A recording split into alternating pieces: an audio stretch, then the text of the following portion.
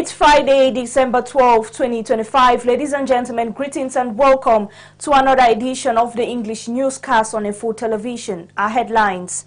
Superintendent officers and inspectors who have come to the end of their training and those promoted have received and of course diplomats and epaulets. A ceremony to this regard took place at the National Advanced Police School in Yaoundé. And Faker Food and Kit Supplier 14 on December 11 unveiled the Indomitable Lions new jersey in Yaoundé. The collection symbolizes renewed hope for the national team as they prepare for the AFCON. Those were headlines, details in a jiffy.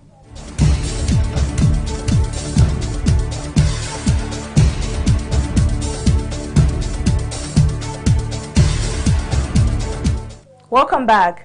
The Delegate General for National Security, Martin Bargangele, has presided over the Epaulets and Diploma Award ceremony of students, superintendents, officers and inspectors who have come to the end of their training. The ceremony took place this December 12, 2025 at the esplanade of the National Advanced Police School. Details in this report.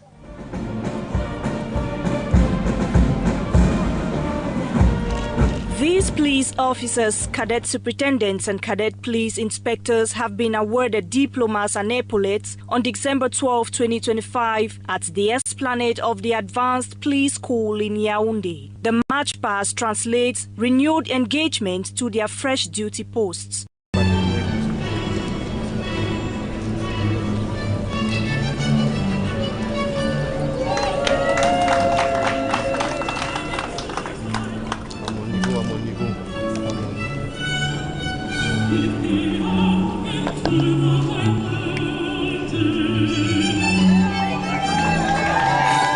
There are 6,130 police officers honored in 2025 across the national territory. The Delegate General for National Security, Martin Bargangele, while presiding over the ceremony, hailed the newly promoted for their efforts in securing peace in the nation. Heureux promu, il faut bien vous le rappeler. Happy promoted ones, let me remind you that the different promotions which the head of state put in place is due to your devotion, discipline, loyalty and honored behavior. It is also because your engagement towards maintaining peace and stability in our nation is remarkable, a visible symbol of your value and service towards the police corps. Your new epaulets signify more responsibility.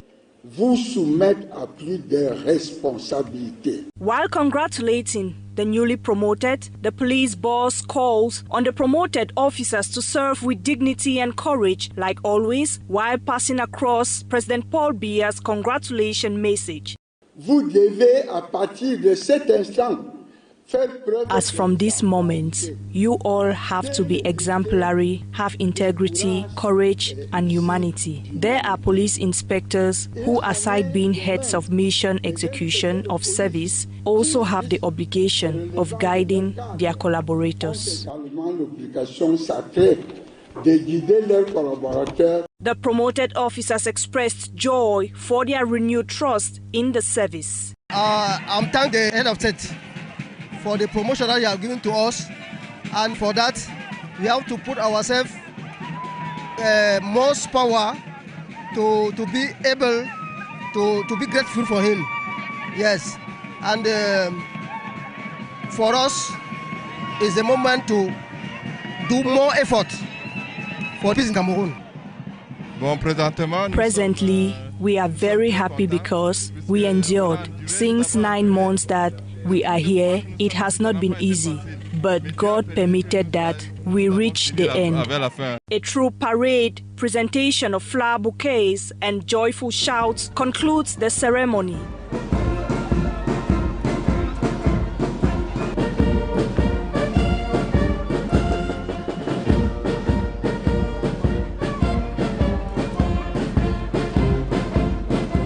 The National Gendarmerie and some road transport unions have agreed on concrete road safety measures to avoid road accidents during this festive period.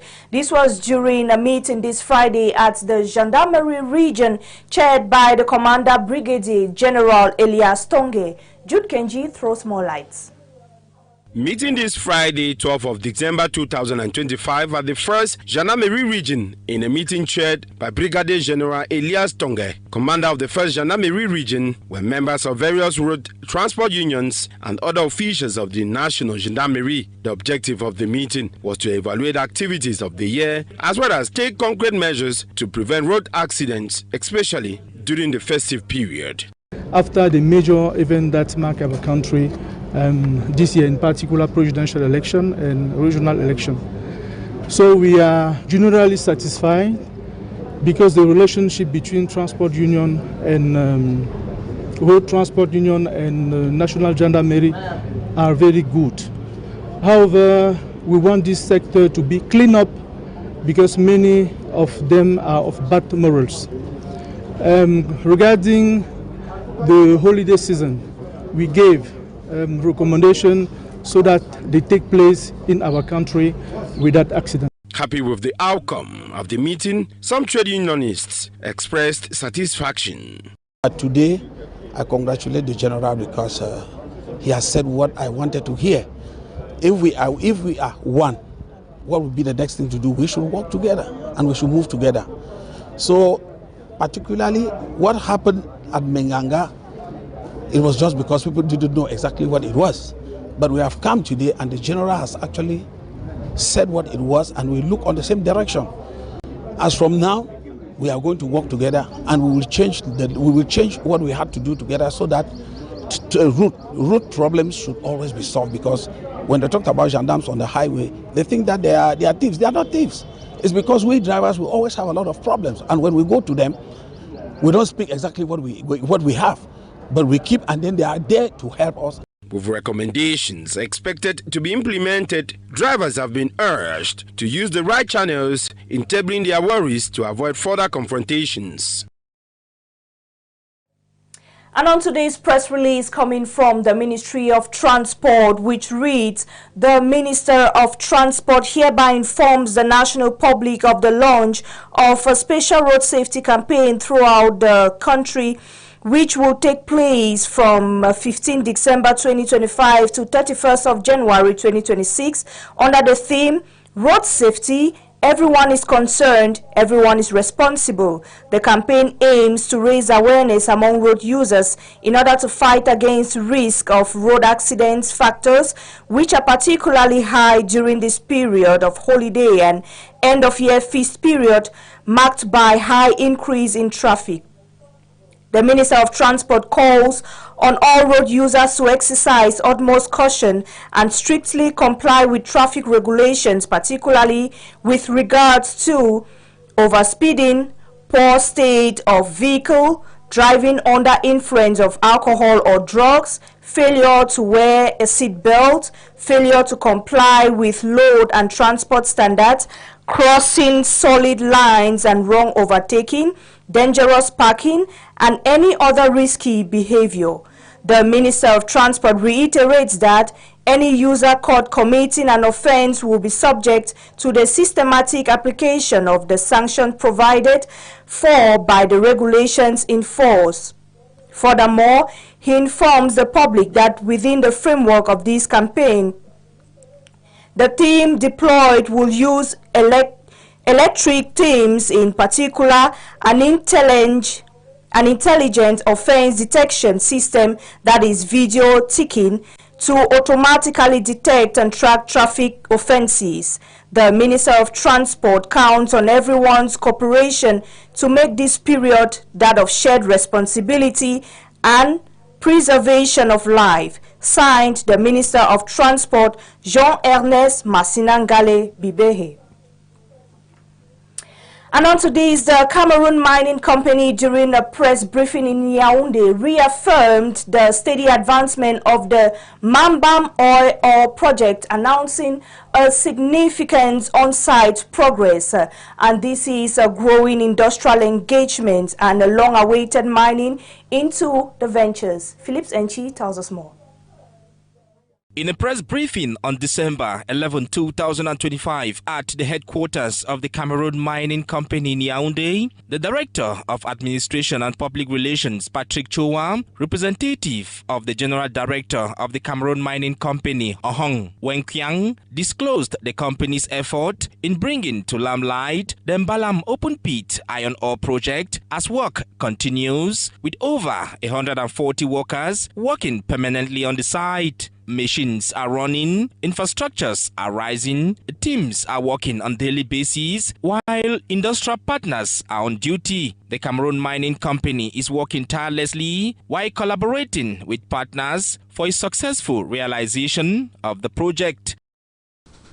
Le projet trouve The Mbalam project is rooted in the partnership agreement signed on February 2022, covering the construction of a railway line linking Mbalam to Kribi, as well as the development of a mineral terminal at the Kribi Autonomous Port. Indeed, the Mbalam deposit is meant to develop in collaboration with the neighboring Nabeba deposit in the northeastern Congo.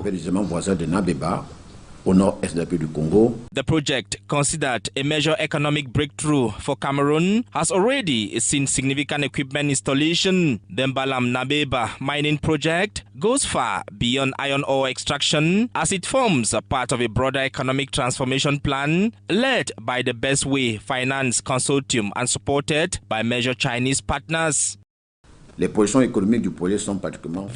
economic projections are highly promising. In terms of fiscal revenue, it is also very promising. The state will earn the sum of $4.3 billion US, including $958 million US from free carry and $1.31 billion US local steel processing. The annual export revenues are estimated at $3 billion US, an equivalent to the country's 5% gross domestic product, and it will also boost foreign exchange revenues, improving trade balance and helping reduce budget deficit.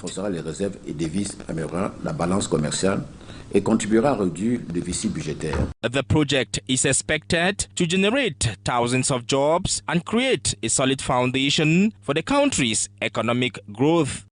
En matière d'emploi, 4,000 emplois and 1,800 permanent jobs during operation, and also 20,000 indirect jobs will be created. seront générés dans les secteurs connexes. Environmental protection measures have been put in place to safeguard wildlife and support the country's efforts in combating climate change. Les mesures prévues incluent The environmental measures that has been taken includes the creation of a nursery of over 200,000 seedlings for reforestation, the continuous planting of trees, the protection of wildlife, and more. des zones protégées voisines. The Cameroun Mining Company is now calling on Cameroonians to take ownership of the initiative, emphasizing the Mbalam project is not just a mining venture, but a source of national and continental pride. And on to something else, the Ivorian company Majestic One and the University of Yaoundé One have signed a management contract formalizing the takeover of the former Canal Olympia Cinema Complex. The ceremony took place at the conference hall of the university last December 9, 2025. Jude Kenji throws more lights. The University of Yaoundé One selected Majestic One in August 2025 following an international call for expressions of interest launched on June 30, 2025. Two other companies had also bid for the project. The newly renamed Kana Olympia Cinema Complex of the University of Yaoundé 1, according to the contract signed this December 9, 2025 at the conference hall of the university, it will operate under a delegated management and joint governance model for a renewable term of 7 years. Professor Remy Magloire Etoua, rector of the University of Yaoundé 1, expressed the university's expectations for the partnership, highlighting its potential. The operating contract for the cinema and entertainment complex that we have signed with Majestic 1 is characterized by delegated management and joint governance, emphasizing the responsibilities and risk of both the delegator, which is us, and the delegate, the Ivorian Party, for a renewable term of 7 years. Nancy Aka, CEO of Majestic 1, emphasized the group's enthusiasm for the project, stating, Our mission is to reach out to professionals in the sector and tell them there is a cinema temple here for them. In our work, expertise, and programming, we are focusing on Pan-African and local content. We will work closely with Cameroonian film professionals to give them opportunities to showcase their work to more local audiences. Through the Majestic network expanding across countries like Cameroon, Côte d'Ivoire, Benin, and others, it will be an opportunity to circulate works by Africans, Cameroonians. It's important for us that culture circulates and talent gets opportunities. Screenings and cultural activities are expected to resume soon at the complex, offering new opportunities for students and cinema enthusiasts in Yaoundé. And in society, renting a house in the city of Yaoundé has become kind of disturbing to citizens, with the housing standards and the procedures put in place by some landlords being very challenging to them. Mimi Tiobo spoke with some city dwellers in the city of Yaoundé and compiled the following reports. Here are a few shots of houses in the city of Yaoundé. In the Fulan neighborhoods, houses can be seen, but the rent prices are not within the reach of everyone. They also point to the so-called Anglophone crisis, which is creating a demographic boom in large cities. Others, on the other hand, think that the problem lies elsewhere.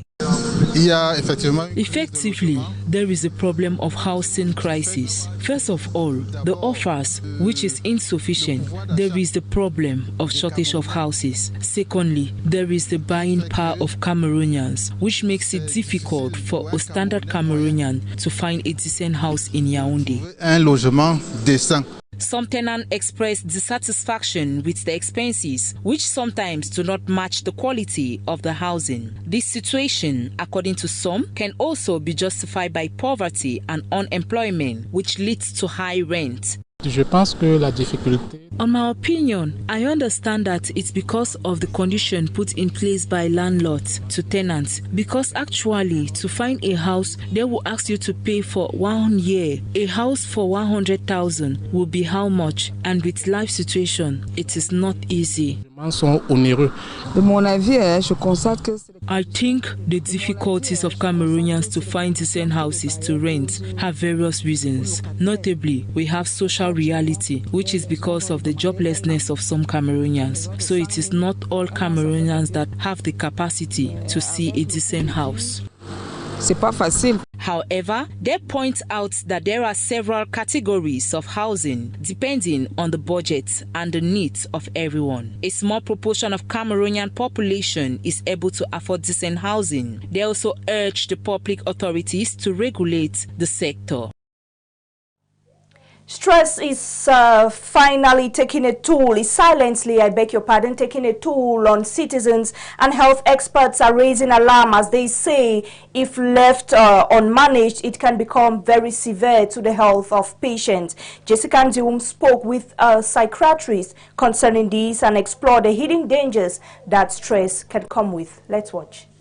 In a world that's driven by deadliness, uncertainty, and constant digital connection, more and more people are feeling the weight of stress. What seems like a simple case of fatigue or irritability may be much more serious beneath the surface. Beyond the symptoms, the expert pointed to several underlying causes of stress, many of which are deeply rooted in our daily routines and environment. Chronic stress, that means that it takes time and is high during a long period.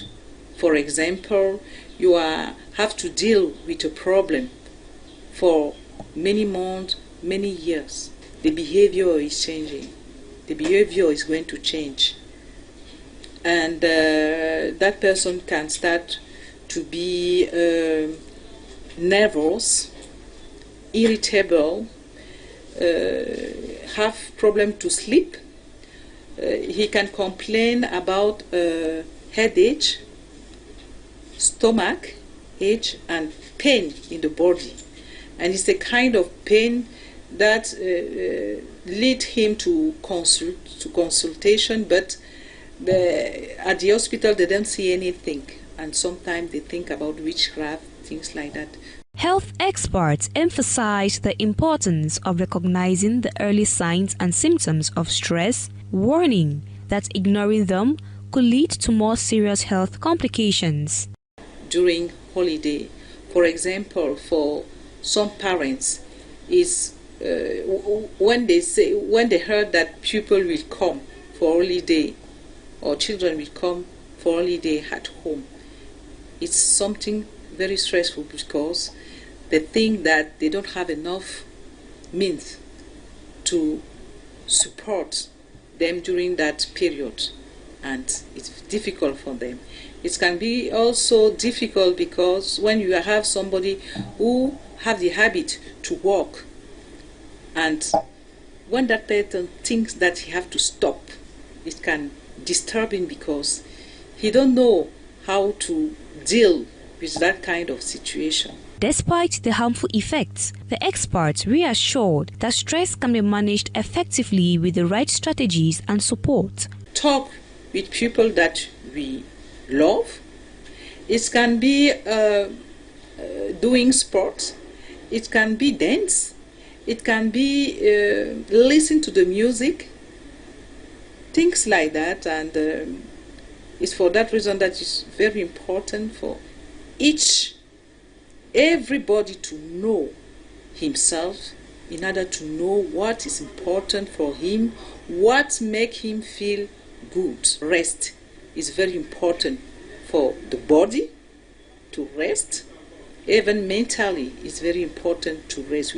In a world that never seems to slow down, stress may be unavoidable, but it doesn't have to be unmanageable. By recognizing the world that never seems to slow down, stress may be unavoidable, but it doesn't have to be unmanageable. By recognizing the warning signs, addressing the root causes, and seeking help when needed, taking action could make all the difference.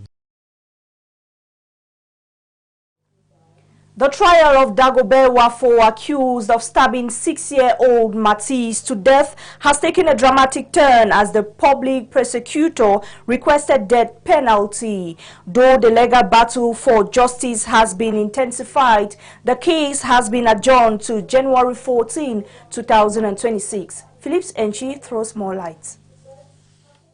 After months of calm and ongoing legal proceedings, a major development has emerged in the baby Matisse trial. During the latest hearing in Yaoundé, the prosecutor requested the death penalty for the accused Dagobert Wafo, a father of a Cameroonian soul artist Lidl, citing Article 374 of the Penal Code. According to the prosecution, the evidence clearly indicates that the killing was intentional and premeditated. Lawyers representing the victim's family supported the request, arguing that the brutality of the crime warrant a severe punishment provided by the law. During a court session in Yaoundé, judges rejected the accused's attempt to plead guilty. The court also dismissed the defense argument of provocation, ruling that it could not lessen the seriousness of the alleged crime. Following this development, the case has been adjourned to January 14, 2025, proceeding under a plea of not guilty. It should be recalled that on May 9 and 10, 2025 in the Ngwaikele neighborhood in Yaoundé, Dagobert Nwafo allegedly stabbed a 6-year-old Matisse to death. The attack reportedly followed an argument between the accused and the victim's father at a drinking spot in Yaoundé. After the confrontation, Nwafo left the area, returned home, and later went back to the bar only to find out that the victim's father had left. The accused later on went to the family's home where he stabbed the 6-year-old boy, Matisse, multiple times. The child was rushed to the hospital but died from his injuries. The incident deeply shocked the community. Before law enforcement had to intervene, Nwafo was subjected to mob justice and was later taken into custody. He is currently being held at the Kondengi Central Prison in Yaoundé. Legal proceeding continues as the family remains determined to see justice served for their son.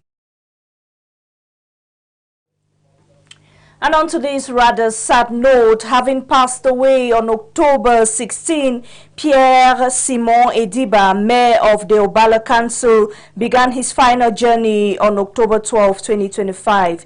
The official funeral rites started this morning with the removal of the corpse from the Yaoundé General Hospital mortuary, and Requiem Mass celebrated by Bishop Sosente Baimi, Bishop of Obala, was attended by top government officials and other prominent personalities of the Lekie division. In solidarity with the widow and the orphans, the state, the staff of APN and that of Obala Council offered prayers for the repose of his soul. The remains were then received with great ceremony at the entrance of the Obala Council for a tribute, even at the council's esplanade. Members of the CPDM Lekie East section also took part. After the wake-keep scheduled for this evening, Simon Pierre Ediba will be laid to rest on Saturday, December 13, 2025 in his village named Kometu.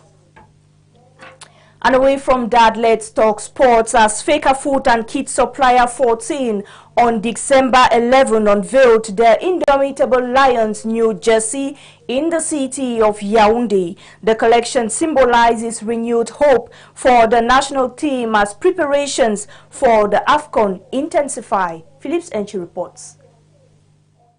During a ceremony on December 12, 2025 in Yaoundé, the Indomitable Lions Kit Supplier 14 officially presented the national team's new jersey to the public under the watchful eyes of the president of the Cameroon Football Federation, Samuel Eto'o. The event featured a fashion showcase that captivated attendees, with Cameroon's roving ambassador and legendary striker Roger Mila, who also doubled as a model for the occasion, joining Samuel Eto'o and others to unveil the outfit to Cameroonians.